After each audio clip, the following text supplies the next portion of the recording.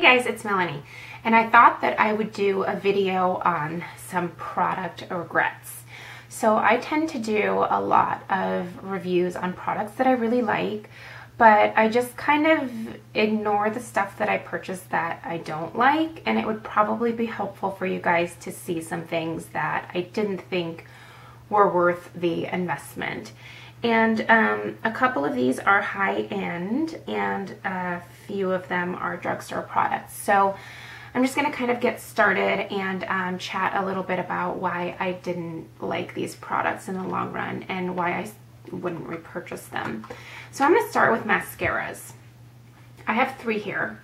The first is the L'Oreal Voluminous False Lashes, and this is the one that Gwen Stefani touts in all of those fun commercials that she does for L'Oreal. So this is a mascara that is incredibly dry. It's got fibers in it, which is what supposedly gives you the length. I found this to be so incredibly clumpy and so hard to work with. The formula is so thick that I really didn't get very much on my lashes. It was almost like this tube of mascara was completely dried out when I first opened it. So while I prefer a thicker, drier formula, this was way too thick. And I think the $9 that I paid for it, definitely not worth it. So I don't recommend this one at all. Next is the Maybelline Mega Plush Volume Express. And I really like the Colossal and the Falsies mascara by Maybelline. And this is, what I really don't like about this is that the formula is very wet, opposite of the other one, and the brush is weird. The bristles just kind of tend to go in all different directions, and so I think it's great for people who maybe prefer more of that spider lash where lashes are just kind of clumped together, because that's what this brush tends to do on me. It clumps my lashes together and kind of makes them clump in all kinds of different directions. Not a look that I prefer. I am really anal about my eyelashes. I need them to be thick and perfectly separated and no clumps whatsoever. This did the exact opposite of that. And my least favorite is the Revlon Grow Luscious. And this comes in this lovely green tube. And this is an awful mascara. First off, the brush is enormous. I like a good, nice, big brush, but this is it's huge. It's wider than my eye. The formula is dry and thick and clumpy, and this has sparkles in it too, which is weird to me. I don't really like sparkles in my mascara. So, and this is just in the color, oh, it's Black Shimmer. I thought it was just black. No wonder. So it does have sparkles in it. I don't like sparkles in my mascara. But that's really not why I don't like this product. It's the formula. It's a weird kind of thick. Again, where it seems like the tube of mascara is almost dried out and you just get too much on this brush and it creates this clumpy, goopy effect that I really don't care for. Let's talk about a couple of lipsticks. So both of these are from Rimmel, and then they are from the Kate Moss collection. So I saw both of these after, checking out some reviews at Fred. I think I got them at Fred Meyer. So let me show you swatches. Sorry, the colors, I guess. 08 and then 14. So these were the most neutral out of that collection, and I'll show you the swatches here. So this one here is the 14, and next to that is the 08. So what I don't like about these is, first, the formula is fine. It's just the colors on me. They make me look like death. I don't know what it is. I've never had trouble with lipstick. At least most lipsticks I can kind of tend to work with. No matter what glosses I applied over both of these, they just looked absolutely terrible on me. So for me, these were more of a color issue than a formula issue, because I really do like these Rimmel lipsticks. And I think that if you have maybe a darker skin tone, these would be a little bit more flattering. But with my kind of yellow, pale skin tone, these were not a good match at all. So these were definitely a regret for me. Can't make those work at all. Let's talk about a high-end brow product. I'm obsessed with eyebrows because I don't really have any eyebrows. I overplucked them a long time ago and they just don't grow in nicely anymore, or at all in some patches. So I'm always on the lookout for a good brow product, and I've heard amazing things about these Lancome Le Crayon Poudre. Dude, I don't speak French, so I'd probably just butchered that, but it's these crayon powder pencils. I'll show you guys a swatch of this. First off, like, you have to press so hard. Ew, and my hands are dry. This is gonna look awful. Anyway, this is the little swatch right there. So I bought this in the color taupe because, you know, I was thinking, hey, I kind of have, well, at the time I had a lot more ashier blonde color. It's not quite as ashy anymore. But this turned orange on me. Like, I wore it one day, and at the end of the day, like, people were just like, why are your eyebrows orange? Like, people were saying that to me. That's how bad it was. Awful, awful, awful product. And like I said, you have to push so hard to like get it to apply. I do like that it comes with a little spoolie at the end, but oh my gosh. And it's definitely like a powder crayon, because when you like brush through it too much, it makes the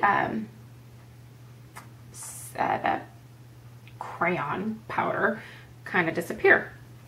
So anyway, just all around, I don't know what I want to, I think I paid like $20 something for this. Maybe it's like in the $18 to like $25 range. Anyway, too much for the fact that I hate it. So this is a major bummer for me. I know this works for a lot of other people, so maybe if you get the darker colors, maybe they don't oxidize. I don't know, but this was absolutely terrible for me. Would never ever repurchase another one of these. Let's talk about a couple of blushes. I have two here, one drugstore and then one high-end. This first one is from Korres.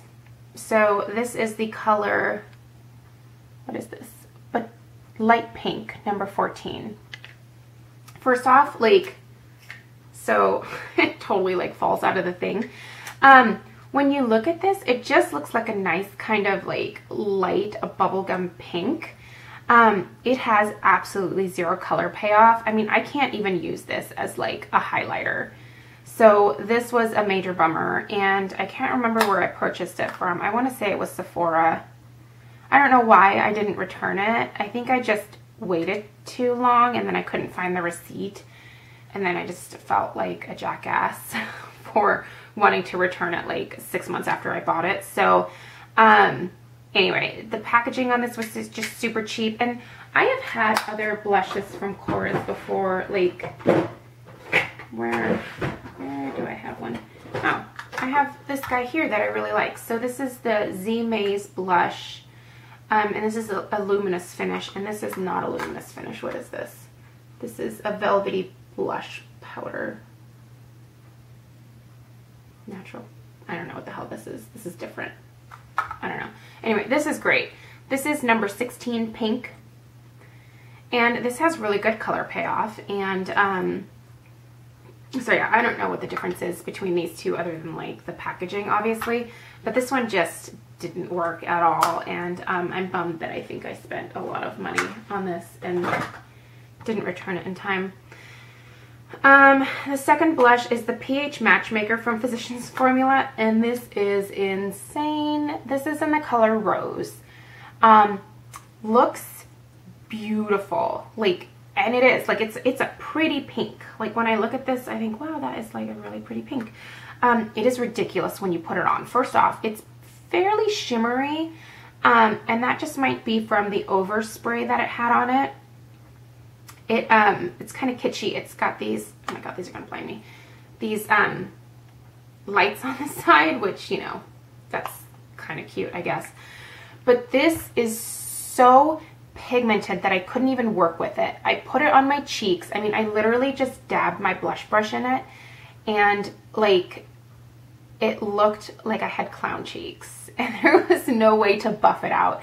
It is just too darn pigmented, and I think that I am too fair to pull off a color like this. I mean, this is really like, I mean, it is like beyond crazy, like pink. Ugh, I don't even want to show you guys my hands because I'm so like, oh, my hands are so dry. I look terrible. Like I have snake hands. But it's just so like neon crazy pink. Like it's nuts, and it just doesn't work for my skin tone at all. I will say that it's definitely long wearing. So I haven't tried the natural version of this just because they are $14 to start with. So that's a little bit expensive for a drugstore blush, in my opinion. If I'm going to spend 14 bucks, I'm going to just pay a little bit more and get like a MAC or like a Tarte blush, to be perfectly honest. So anyway, what else do I have? Oh, this. Oh, this was such a major bummer. I was really excited about this. I remember Lisa SC09 talking about this product, like, I think it was like a year or two ago that she was wearing this, but this is the Origins Multi-Grain Makeup in SPF 14, and this is fortified with oats, vitamins, and minerals, and I have the color light medium, number 2, and this is weird. First off, it smells like baked bread, which isn't like, I mean, it's not like offensive, it's just kind of weird because your face smells like fresh baked bread. And the little things, well, it's not like powdery, it gets clumpy in here. It's so hard to explain. So I don't know if you can see these little balls. Maybe you can see it, like they're like little balls rolling around in here. And it is impossible to break them up into like a fine powder to actually apply to your face. So when I put my brush in here and try to break them down, oftentimes it'll just shove like the little powder balls into the brush, and then like they're kind of like just rolling over my face like in the brush, and then they roll out and onto my floor, and then I step on them, and it's just kind of a pain in the ass. Like when I bought it, I don't know, like I guess it kind of reminded me of like those like, have you seen like the meteor balls from like Guerlain, or not Meteorite, I don't know what they're called, but a couple of other companies do like blushes where they're like in little balls, and then you just roll your blush brush over them. But it's just weird to have it like in a foundation like this, and it just doesn't work. And the smell is, it's just kind of weird. It's weird. Anyway, so this is definitely a not repurchase for me, and I'm trying to use this up just because I paid a lot of money for it, so I probably should just use it up. But anyway, so those are a few regret products for me. I probably have a lot more. I mean, I have so much makeup here, it's ridiculous, but those are a few standouts for me. I'm finally gonna toss these because I've been waiting to talk about them for a really long time. And this, I don't know, maybe I can give this to somebody else who doesn't have oily skin. I have a feeling that that's why this probably oxidizes on me, just because I have super oily skin. So I might try to give this to my mom. I think this would work for her. So there you have it. I'm gonna do another video like this for skincare products, because that is another area where I tend to make a lot of purchases, and then usually I would say half the time I don't end up liking the product, and it sits in my bathroom forever. So I'll have to do another video with that, and I think just kind of do a little bit of a fall deep clean. And do you guys hear that? Baby girl is totally awake, so I have to go feed her. If you guys have any questions, or I would love to know like your guys' crap products, so leave me a comment below, and I'll be curious to see what you guys really don't like in terms of makeup purchases that you've made. So I'll see you in the next video. Bye.